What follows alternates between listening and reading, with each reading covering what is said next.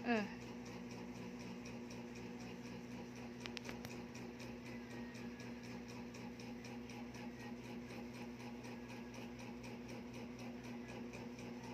Ano kaya yung tinatago niyan?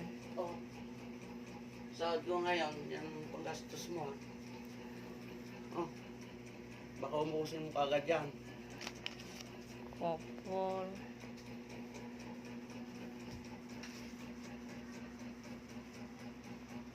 Sana all.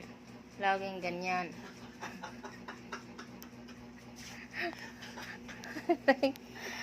Ngayon lang to nangyari ah. Ano nakain mo?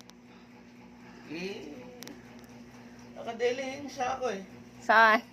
Babae mo? Secret. Mayroon din siyang secret lang. Mamaya, mag-away na naman tayo. Imbis binigyan kita ng maraming pera. Sana laging ganyan.